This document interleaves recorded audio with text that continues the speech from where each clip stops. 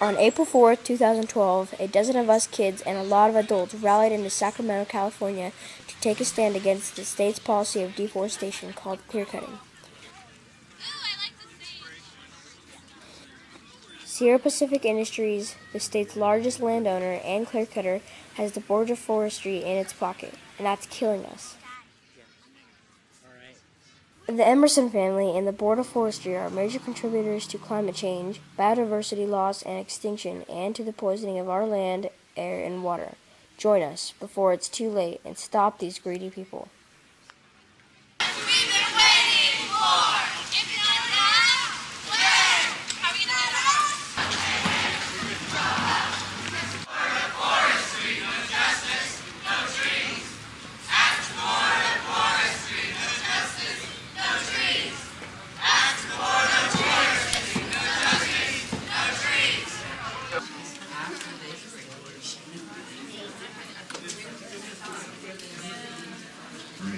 It's all yours. My name is Shina Olivera. I live in Montgomery Creek. That's one of many places where Sierra Pacific clear cuts. I'm just a child, but I'm here today to speak for the forest because I know what a forest looks like, and a tree plantation is not a forest. A forest has many different trees, like oaks, maples, willows, madrone, manzanita, and several different types of conifers. There's also a lot of small plants. In my area, a tree plantation is mostly all ponderosa pine, all the same size, planted in rows. Simple math says that that is a major fire hazard, and as a fact, anyone could see if the clear cuts were behind a gate, a locked gate. I am here today to speak for the wildlife because I know clear cutting kills countless wildlife and displaces the survivors, the ones who cannot run the machines. Your approval of these machines, as well as the machines themselves, destroy wildlife and God's creation. You cannot replant wildlife because you are not God. I am just a child, but I'm here today speaking for every child, including our great-great-great-grandchildren, because we have seemed to have forgotten about them. A forest doesn't have chemical poisons all over and under the ground, but the tree plantations you allow do have thousands of pounds of poisons in them. I just recently learned about the revolving door between government and corporations. 2 of you revolved in from Sierra Pacific, and 1 of you from Pacific Lumber, making at least 3 of you clear cutters. I'm not against selective logging because loggers take some trees and leave some, not strip down the forest and all life with it. Selective logging leaves jobs too. A clear-cutting machine like the one in the Lorax movie takes away jobs. One of these machine makers brags on the internet how his machine can replace 20 men. Bottom line is, you have no right to allow clear-cutting. In fact, your actions make you clear-cutters as well. That is something you should remember while you help destroy my future. I am just a child, but I am here today in full view of our Creator. I witness to you that you are co-conspirators in the crime of clear-cutting. I'm here today, my name is Morrow, just to bring some news in case you haven't heard, that the Arctic Methane Emergency Group, AMEG.me, including Ken Caldera from Lawrence Livermore, has declared a planetary emergency because there's a methane release going off in the Arctic now that wasn't 10 years ago, was expected in about 100 years. They're saying by 2013 we will be ice-free for 6 months of the year, but they're saying more likely it's going to be this year. Now, 5 years ago, when I first started looking at what they were doing, the bubbles, the methane foaming in the ocean, as far as the eye could see, they were measuring the bubbles and they were 3 meters across. Now they're 3,000 meters across. So if Lawrence Livermore and the Arctic Methane Emergency Group, including the world's top scientists in Arctic atmosphere, are declaring a planetary emergency and declaring that we must begin geoengineering right now. Stratospheric aerosol geoengineering, nanoparticles of aluminum and sulfur to completely block sunlight over the Arctic so they can recapture an ice flow, an ice pack. So if we're going to do that, if we're going to take over our atmosphere, Why wouldn't we be slowing down deforestation? And you can't tell me that clear cutting isn't deforestation. I think a little boy can see that. Everybody else can see that too. So that's the question I leave you with. With a planetary emergency going on, and I know a lot of people don't know about it because it isn't making the big news.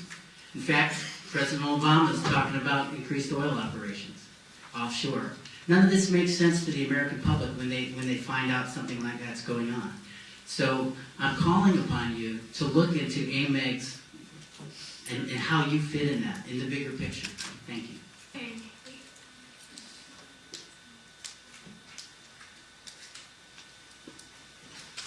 Okay, one thing I need to ask first, do I have to talk for 3 minutes? None are required.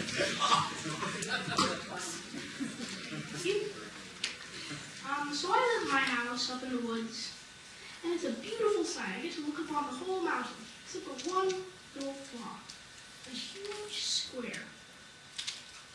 Look at the binoculars, there is no trees. And I was like, Mom, what is that up there? She says, that's where they clear cut it. And I'm like, oh. And I look and I see a few dead trees. Aren't those the trees you're supposed to cut? I mean, like you said, selective logging is okay. Cut down a few trees here and there, the dead ones, but not all of them.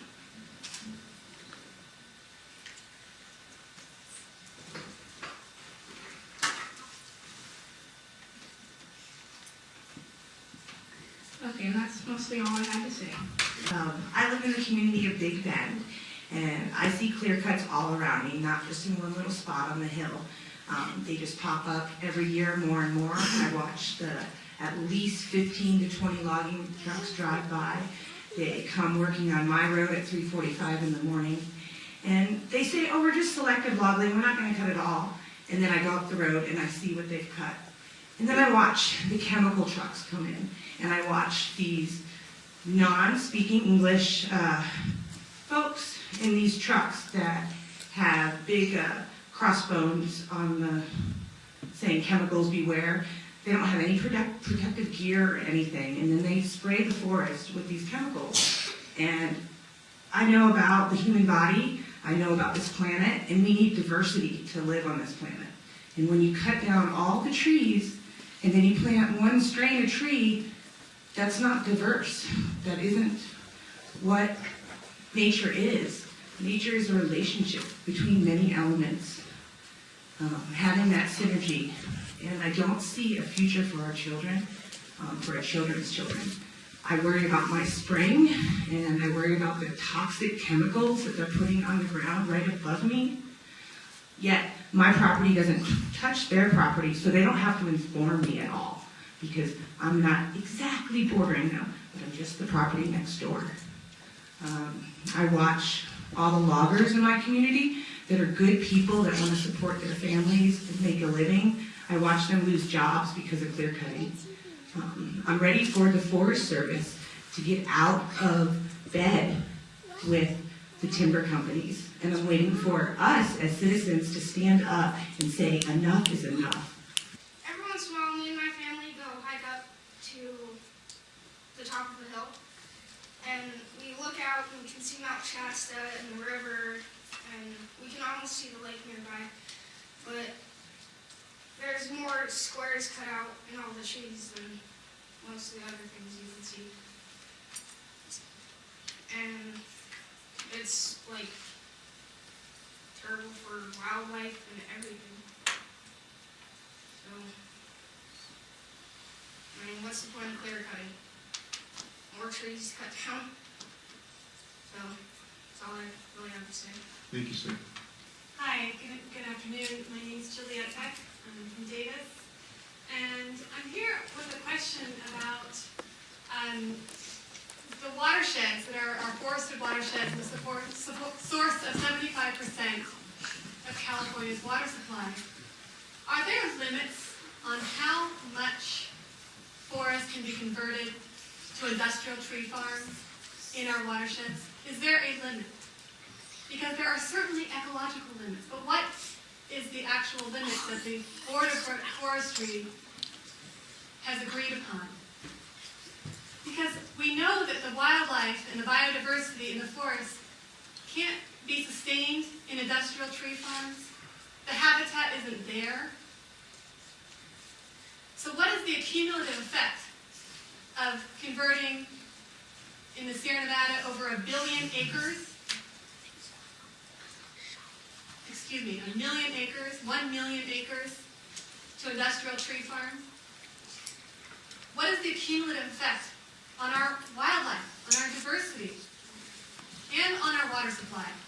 In a time of climate change, it seems absolutely ludicrous and actually insane to be deforesting the source, the forests that are the source of our drinking water supply that is so valuable to all of California and sustaining our economy. Why are we taking this risk? Is this really what the Forest Practices Act intended? This level and scale of clear-cutting in these valuable watersheds? Because if we're wrong, if you're wrong, we're in big trouble in this state of California. We already are. I mean, the snowpack is at 40, 50% of normal. What if this happens and sustained for the next 4 or 5 years or a decade? The forests are our natural reservoirs. Clean, safe water begins at the source. And that begins with protecting our forest watersheds with more care than we would even protect our children, because that's what's at stake here. Their future, our future. Please don't get this wrong.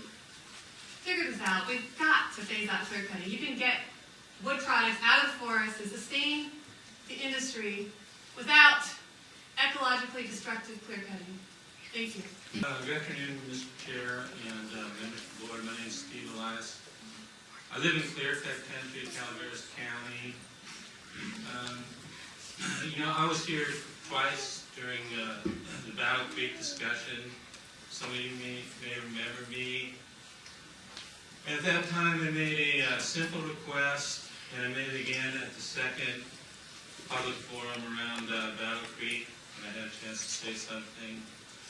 I want to repeat that request today, but just as a little bit of background, just let me say that you've heard from people like Mauro Juliet and some of these young folks who have talked about the nature of clear cutting and why they believe it's such a destructive practice that it really needs your attention at this point in time.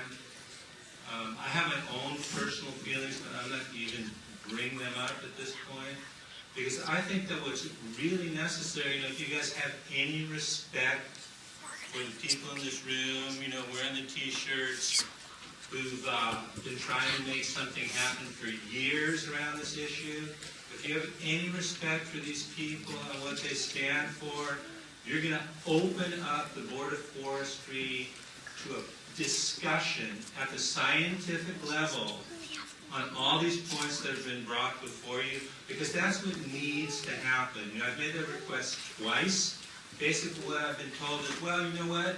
Our agenda is set at the beginning of the year. We don't change our agenda for people who are coming in the room and want to have this discussion.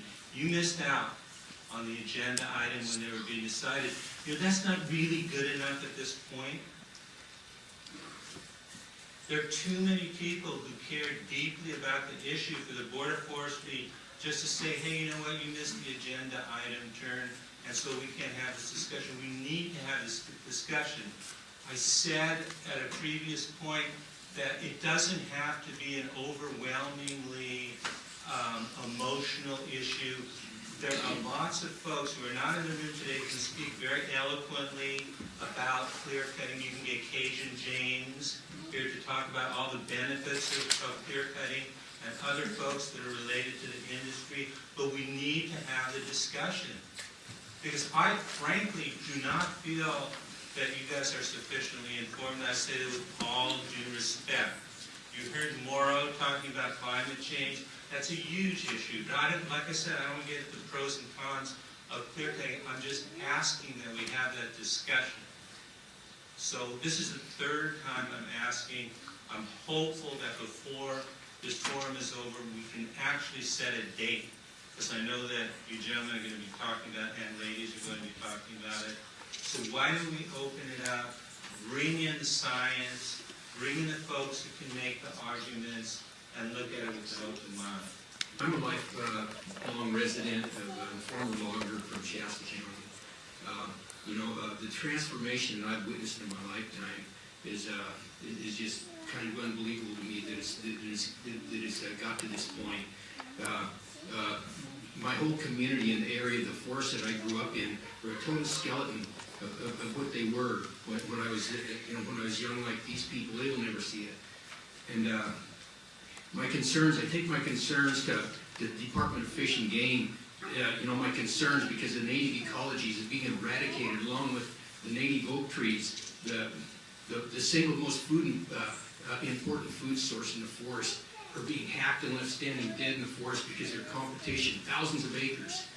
And I take my concerns to Fish and Game, and the biologist that represented Fish and Game, I asked him, I said, what happens to the soil food web, the digestive system in the forest when you put herbicides on it? He says, I don't know.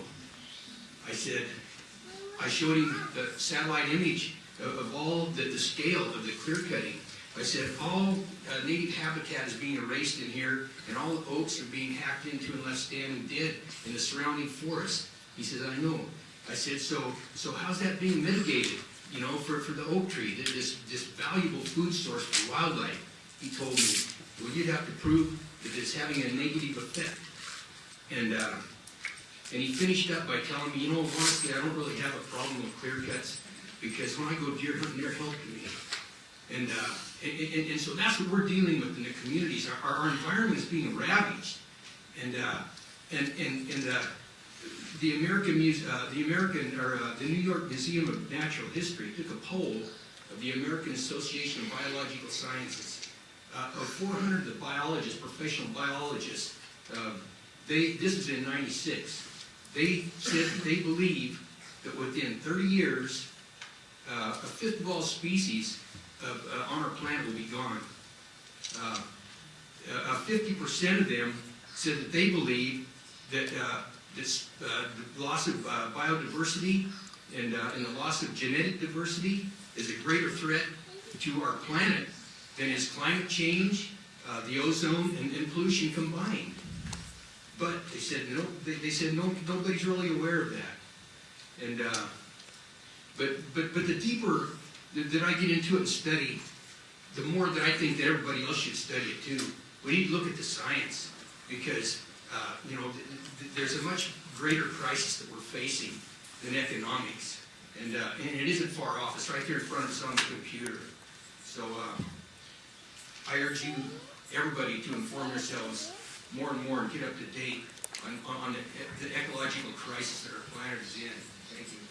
To learn how to read timber harvest plans so I could make comments, and I could see the level of specificity that really destroys the ability to have a holistic grasp of what's going on in these clear-cut areas. And I was an intensive care nurse for many years, and I know how important it is to look at the gestalt of the patient. And I think what others are here are talking about that I think that you fail to appreciate because you do look at things in such technical and specific ways is the gestalt of these forests. And these forests are the lungs of the earth. What Juliet said about our water supply, about climate change, about what Cheyenne mentioned about the diversity of species. I'm a backcountry skier. In the winter, you can see where the small animals go to burrow and to den, and they cannot get that kind of a grasp on the same age trees in a clear cut. They can't survive the massive herbicide sprayings. We are destroying our planet. It's your responsibility. I task you with a moratorium on clear cutting until you can prove to the people of California, who you are responsible to, not to the multi-billionaire Red Emmons in Redding, California, but to us, the people of California, that you are not doing something that's harming our future, and I would like you to take that on as soon as possible. I didn't know about this agendizing business, but I really feel we are in a critical state. If you look at county by county by county, what our forests look like, they are all just packed with these clear cuts. Where I don't know what percentage it is exactly, but what she said was over 1 million acres. That's too much. You have to stop. Well, I don't think I can speak much better than our first speaker did, the young boy. And I think that the most important thing he said, although it was all very important, is that a plantation is not a forest. A tree plantation has no biodiversity, is not growing in the way that nature intends forests to grow. No creature on this planet lives isolated without the rest of the web of life. And we cannot survive either doing that way. Another speaker said that the forest is a relationship, and that's what it needs to be. I live in one of California's forests, and it's still a forest, even though it's been logged extensively for decades, as far as I can tell, 2 or 3 times since the pillaging of this continent. It's still a forest. It has black oaks and live oaks and red bud and red root and worms and many evergreens. And I live there, and I have a relationship with that forest. Sierra Pacific owns 3 at least entire mountains in the great state of California and is involved in a relationship that can only be described as abusive. If this body does not regulate industry, there will be no future for us in this state or on this planet. There are very few forests left. And what they are putting in the place of these forests are not forests and should not be called such. I've heard a lot of people talk about science in these comments, and that we need to really look honestly at that science. And the science is there. It has been very well established that that if you start putting chemicals all over the place, then things will die. And it's been established that if things die, so will we. And this needs to end. Please end it.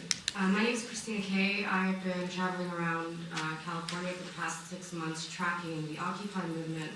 And I can say it's brought me to some very interesting places, including here with you guys today. I don't know anything about ecology and the environment. I know that when I was a child, I used to climb trees and fall out of them often. Walked into a few. I know on a 105-degree summer day when I was a kid, I would sit under a tree and it would help keep me cool. Nobody likes to stand in the sun where you can roast an egg in Sacramento, and we all know that can happen. I stand here kind of perplexed that after hearing less than an hour of public comment on clear cutting, I'm already sold. What are you guys doing up there? I understand, I've been reading some media, and it's saying that we have the most stringent environmental protection laws in the world. Well, why don't we go a little farther and try to save the future? I know everybody's all about in the now and trying to protect the now, but that is a really good question. What about the future? Apparently water runs through the mountains. I just learned this, they educated me. And it goes to the trees, and that helps purify the water. I had no idea. Why are you guys dumping poison on that? I drink that water. That kind of makes me angry. So on behalf of Occupy, I'm going to kick a little dirt around for you guys. I think we need to quit poisoning people. That's not very nice. I'll see you guys around. I hope we can work together, I hope. If not, like direct action, it'll come your way. Thanks. What you're doing today is a part of bringing your voice to affect that change, whatever it might be.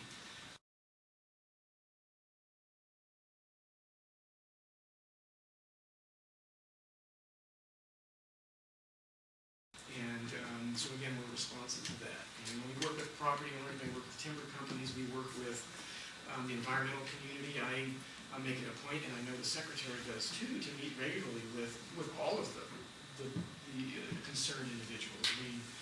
And so when we took an airplane ride, because the gates are all locked now, so maybe 10 years ago we hired an airplane to take us for a ride. We videotaped what was going on in all the areas where we used to roam. And we videotaped it. We went back and got a newspaper reporter who agreed to go with us. We flew around. He put a picture on the front page of the Record Searchlight of Mount Lassen with all the clear cuts in front of it. And then people began to contact me. One person that contacted me, like several foresters contacted me. One individual contacted me, has worked for Sierra Pacific, Roseburg, CDF, U.S. Forest Service. His whole life has been wrapped up in that part as a forester. He asked, he told me he sympathized with it. He didn't believe in clear cutting. He asked if I would care to meet with him at one of the places scheduled for clear cut by Big Bend. I went and got the timber harvest plan. I met with him down there, and I've honored his wish to be confidential. He took me through that schedule, and he showed me where the timber harvest plan is fraudulent. He said, where on the timber harvest plan it said that the trees weren't growing right. He says, look up there. There's 3-foot whips in them trees. It says the white firs were infected with disease. He said, that's not infection. He said, that's sun scald because the canopy's been removed. He went through piece by piece by piece and told me, you know, and but of course there's nothing I can do about it because I'm not a biologist. You know, I can't testify about any of this. All I can do is what I'm doing now to come speak with you, today environmental biologists tell us that our planet is facing an ecological crisis. You know, biodiversity loss due to habitat destruction and loss of genetic diversity, and the American Association of Biological Sciences, the biologists, you know, like 7 out of 10 have said that they believe that within 30 years, you know, 1/5 of all species on our planet are going to be gone, and they say that this threat is greater than climate change and ozone and pollution all combined. I can't understand. You know, I went to my local Fish and Game to ask him about this. We met with them, and Mary Lee was there too. We expressed that to him and asked him about it. I asked him, what do you know about the 6th grade extinction and the current day species loss? He didn't know anything. He says he read books back when he was schooling, but he doesn't know anything about the current extinction rates. I asked him what happens when you put herbicides into the soil food web. He said he didn't know about that. He's a biologist working for Fish and Game. He didn't know what happened when you put herbicides onto the soil food web, which is a digestive system of the forest. I asked him about the eradication of the wildlife habitat. And then beyond all the clear cuts, all the oaks are hacking into and leaving them standing dead in the forest. And I asked him about the elimination of the oak trees. I asked him if there's a single more important food source in the forest than the oak tree. He said there isn't. I asked him, how's that being mitigated for the wildlife that are losing all this food source? He says, well, you'd have to prove that it's having a negative impact. And then he went on to say that he personally doesn't mind clear cuts because when it comes hunting season, well, they help him get his buck, you know? And so that's extremely disturbing to me as somebody who grew up in this forest that was like a jungle, and now it's a skeleton. There's just remnants here and there. And it's beyond my comprehension how this can continue or what plans, you know, where it is going from here. But I do appreciate you listening. Yeah, absolutely. You know, in California is, because there are so many people that, one, so many people, but two, there's a lot of people paying attention to what goes on in California, which is a good thing. We've got, and we can certainly argue one way or the other that they're adequate or not. We've done a lot of work as California collectively over the years to look at the things with the existing regulations we have. And when we started in 1973 with a very small book, and to look at where we've, and I always grabbed it to remind myself when it came down, how thick we are now as we try to address these issues. And one of it was just looking at the clear cut, the size of the clear cuts and reducing.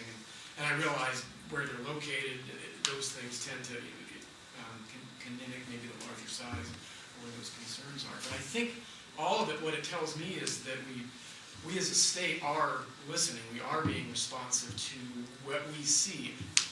Unfortunately, you're right, and I think Richard hit the process of government and change is slow, and I know that that's a concern. It's obviously practices and processes that are still out there. We need to be able to continue to have this kind of dialogue and work together to keep the discussions open so we can get things to where we want to be. Am I going to be on YouTube? You could be.